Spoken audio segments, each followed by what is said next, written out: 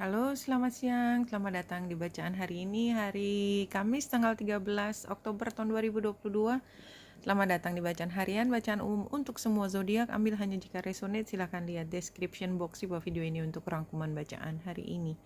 Kalau kita lihat chart hari ini, pukul 12 siang waktu Indonesia bagian Barat, bulan sudah ada di Taurus di 29 derajat 55 menit. Jadi selebihnya dalam waktu 3 hari ke depan energinya adalah energi Gemini. Dan pada hari ini kita lihat bulan membuat trine dengan Merkurius. Ya, Merkurius adalah penguasanya Gemini. Ada di 2 derajat 54 menit. Jadi semakin sore itu trine-nya semakin jelas ya. Dan membuat sextile dengan Jupiter retro. Jadi sebelum kita bicara bulan, pada hari ini bulan mengaktifasi dua planet itu.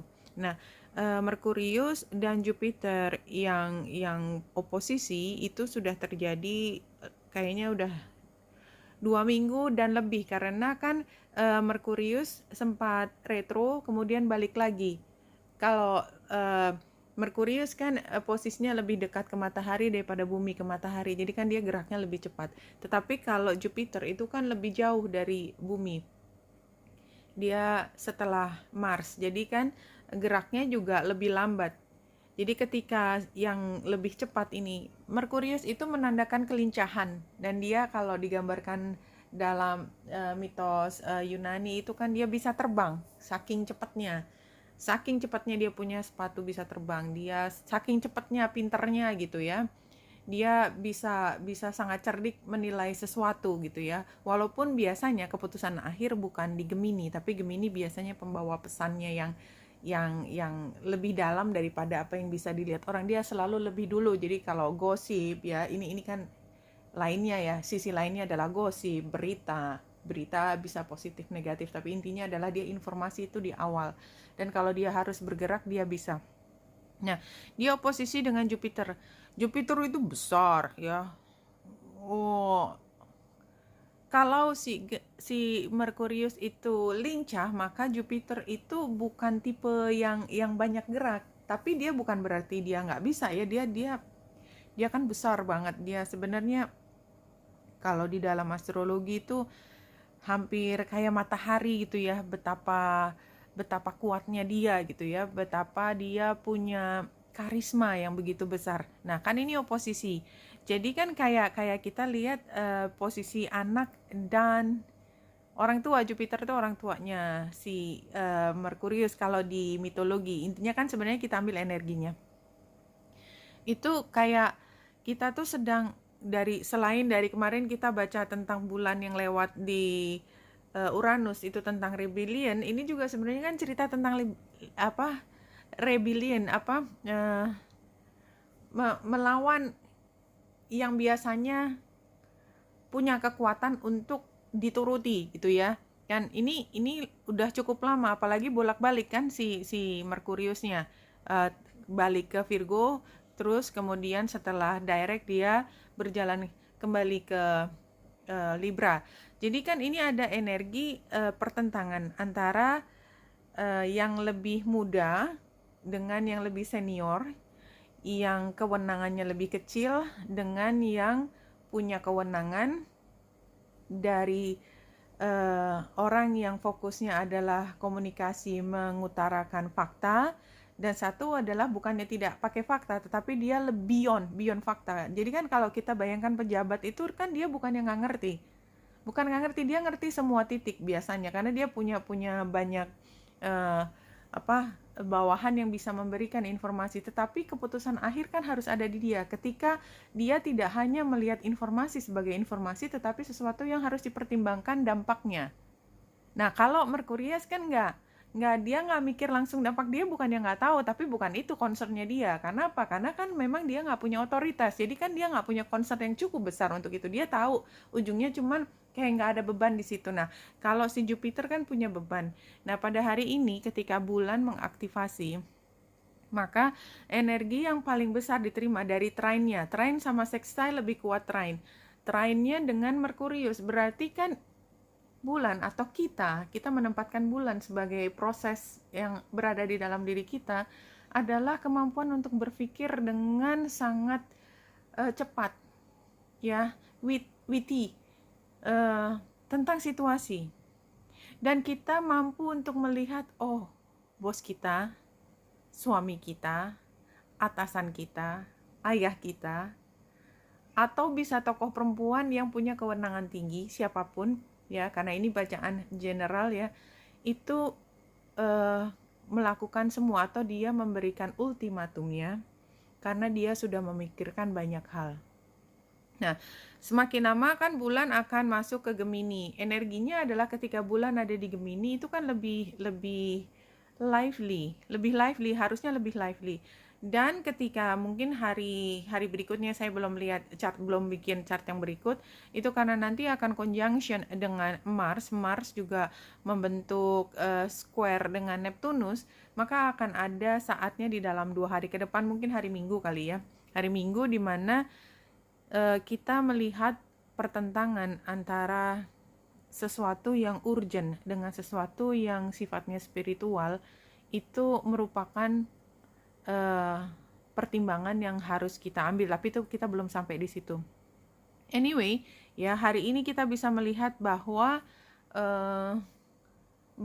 kita dalam posisi banyak mengerti tentang informasi, tetapi kita juga paham bahwa keputusan dari pemimpin kita itu nggak main-main, ya, karena dia sudah punya pertimbangan banyak.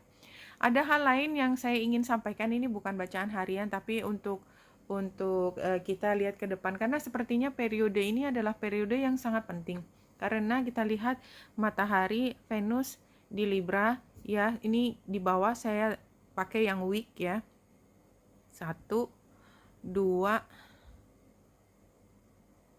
3. Nah, 3 minggu dari sekarang kita lihat bulan, matahari, kemudian Venus, dan Merkurius serta South Node itu akan berdekatan di Scorpio.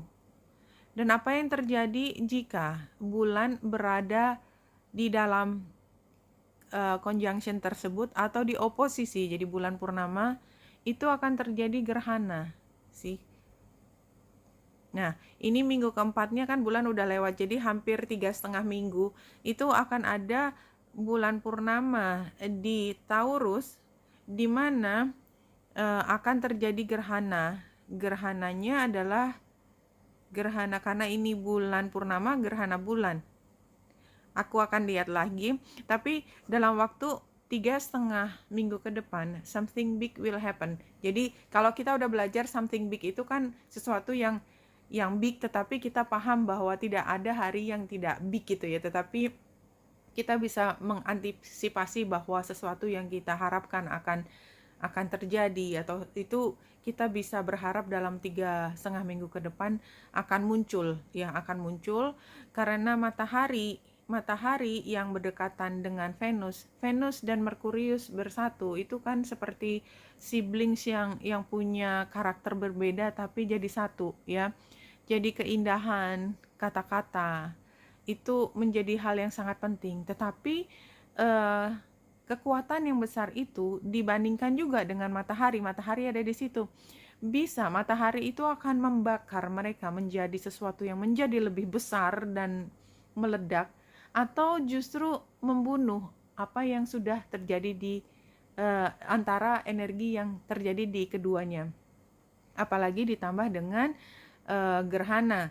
Kalau gerhana biasanya either itu adalah completion yang besar, yang sudden, yang tiba-tiba, atau a fresh new start. Jadi dalam 3,5 minggu ke depan, a fresh new start atau sesuatu yang sudah lama terjadi, saya belum lihat soalnya ini gerhananya gerhana bulan atau gerhana matahari, dan saya takut salah ngomong juga. Ini either fresh new start atau sesuatu yang besar akan berakhir. Anyway, kalau menurut saya walaupun keduanya itu adalah defaultnya ya, apa makna dari keduanya, tetapi apa yang berakhir biasanya kan selalu diikuti dengan apa yang dimulai. Dan ketika matahari dekat dengan south node atau north node, itu adalah waktu yang kritikal.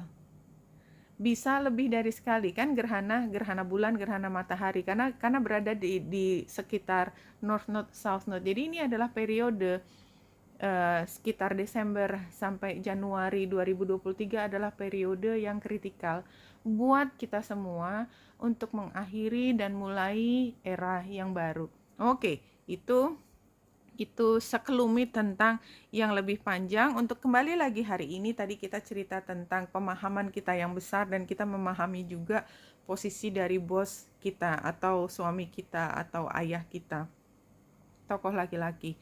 Nah, she is very beautiful. Nah, ini tentang komunikasi, yang paling kanan komunikasi. Tapi komunikasi yang seperti apa?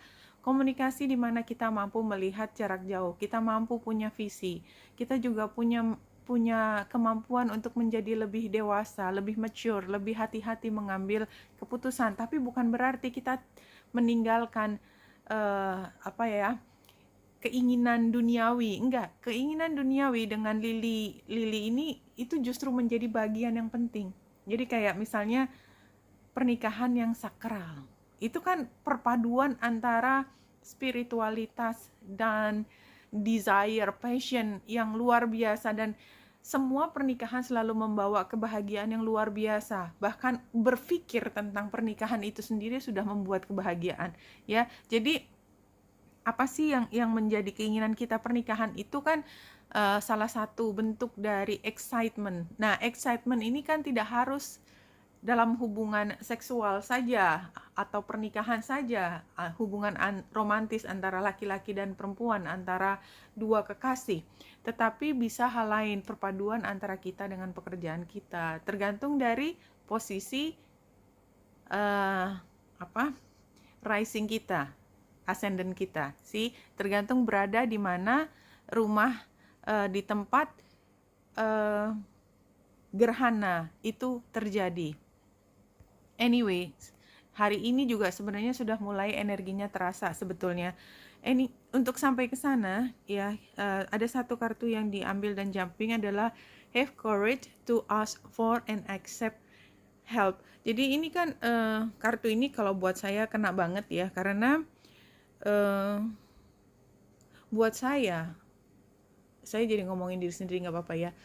Buat saya itu kemandirian itu adalah pelajaran yang mahal gitu ya. Ketika saya sampai pada titik di mana I can do it myself gitu ya, atau maka ada situasi di mana saya menjadi vulnerable lagi ketika saya sangat membutuhkan bantuan orang lain, itu membuat saya tidak nyaman.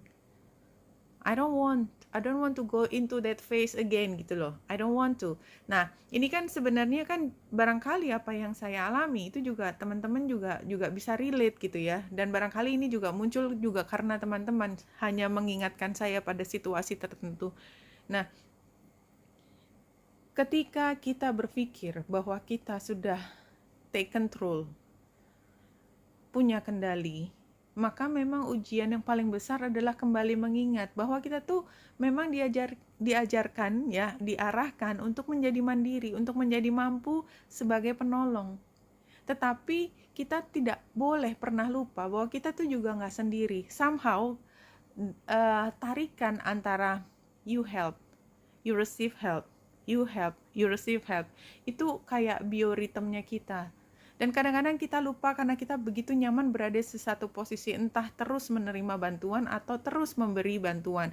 Dan bukan berarti orang yang memberi bantuan itu adalah yang menderita, enggak. Justru kadang-kadang dia terlalu nyaman di posisi tersebut sehingga yang paling bermasalah dengan posisi dia selalu memberi itu justru semesta. Semesta tidak ingin dia diperlakukan sebagai sapi perahan.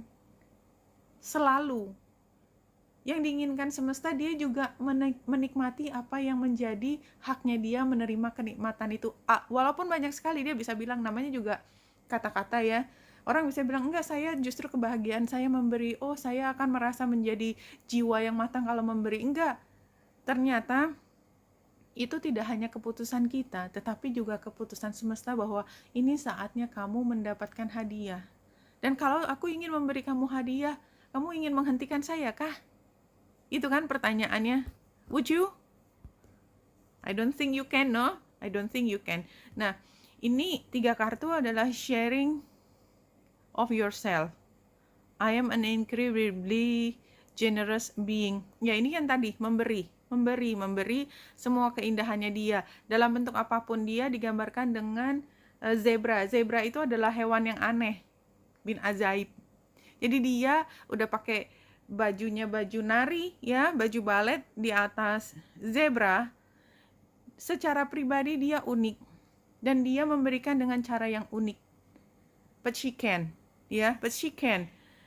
Nah, di sini current situationnya ada my light illuminates the world, revealing radiance. Jadi ini kayaknya adalah saat kita dikasih panggung to show ourselves. Dari sisi mana? Dari sisi bahwa kita punya kemampuan untuk berkontribusi terhadap kebaikan di dunia ini. Why not? Di lingkungan kita. Dan itu membuka jalan buat kita, opening to love, my heart is open. Love is on its way. The more you open to love, the more its sweet nectar can surge through your soul. So beautiful, no? From the love of others to the love of self, to the love from the Creator, love flows to and through you.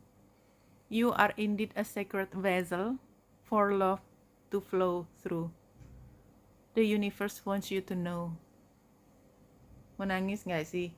So beautiful.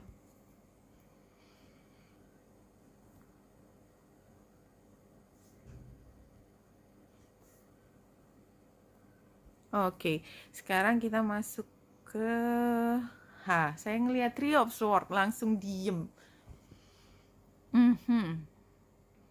Oke.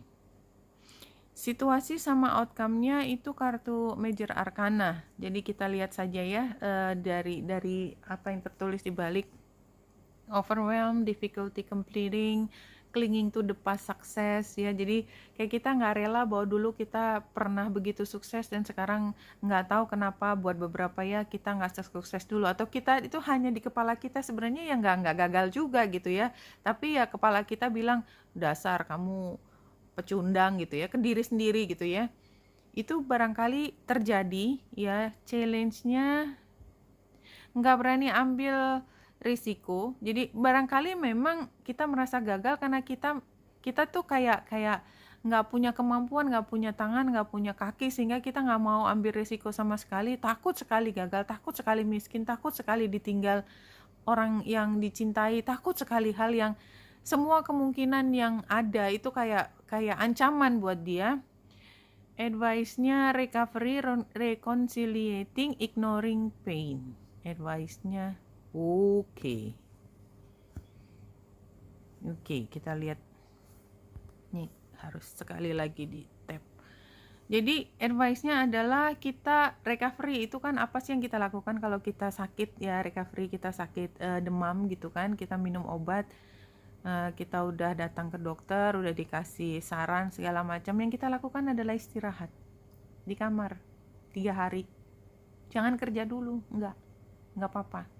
Ya, intinya juga sama. Jadi ketika kita merasa overwhelmed dengan situasi yang baru dan kita masih bingung, nggak tahu mesti ngapain, apa yang kita lakukan kayaknya salah, orang kasih kritik ke kita sebenarnya memang nggak tahu, tetapi kritik itu membuat kita menjadi vulnerable ya, dan kita jadi nggak berani ambil risiko sama sekali. Nggak seperti jiwa kita, tidak seperti versi kita ketika kita lagi optimal ya, kita ngerasa kok gagal terus, maka recovery, istirahat, reconcile dengan diri kita yang dalam. Kita sedang lemah, hati kita trembling, somehow kita perlu dipeluk, dan ini outcome-nya adalah trust, innocence, open mind, beginning. Ya, ini seperti situasi Kita sebenarnya mau masuk ke situasi baru, the full-nya ya. Tetapi proses sampai masuk ke the full itu luar biasa. Sebagian dari kita belum menerima bahwa era itu sudah berakhir. Ya, ini apa tadi tantangannya, saya udah lupa. Ya, dan kita takut bahwa situasi yang baru membuat kita menjadi tidak berhasil situasi yang lalu. Tapi recovery dulu, it doesn't matter. Yang penting kalau kita lagi demam, kita istirahat dulu.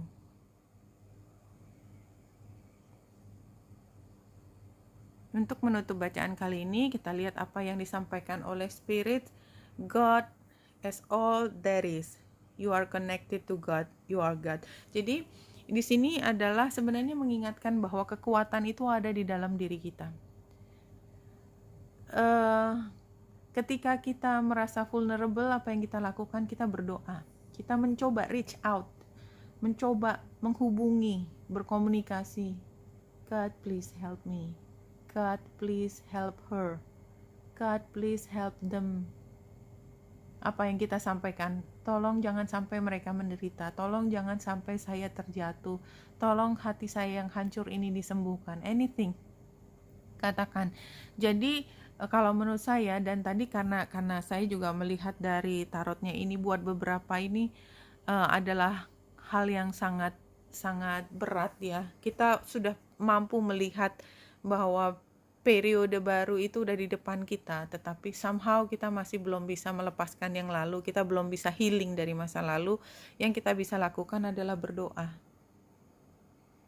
Karena apa? Karena kita terkoneksi. Dan kenapa kita tidak menggunakan koneksi ini sementara kita bisa meminta? Minta dengan humble. Minta dengan humble, dengan penuh kepasrahan hati. Jangan mendikte, apalagi memarahi. Kita udah tahu persis kalau anak kita marah ke kita, ya anak kita memarahi kita karena kita nggak bisa memberi apa yang dia inginkan. Itu sama sekali tidak membuat kita menjadi lebih lebih jatuh hati gitu, enggak. Tapi rasanya pengen citak gitu kan. Nah, jangan seperti itu. Minta dengan humble, kerendahan hati. Kalau di agama saya minta dengan menangis, itu kan bukan artinya kita acting menangis, enggak kan, maksudnya kan satu, kita meminta dengan kerendahan hati, meminta dengan sungguh-sungguh bahwa emosi kita juga ikut serta di dalam permohonan tersebut. Dan ritualnya tergantung dari apa yang biasa kita lakukan. Buat beberapa simply hanya memejamkan mata sudah terkoneksi. Buat yang lainnya barangkali memang perlu satu ritual yang benar-benar menghenyak, dan itu sah-sah banget ya menurut saya. Apapun yang dilakukan, intinya adalah kan upaya kita mendekatkan diri, berkomunikasi. Ya, yang penting dari apapun yang dilakukan adalah lakukan dengan sepenuh hati, dengan humble. Saya sampai ngomong 3 kali atau mungkin lebih dari 3 kali, tapi kayaknya itu yang paling penting hari ini. Oke, Wenita Indrasta di sini, semoga membantu. Salam hati dan cahaya.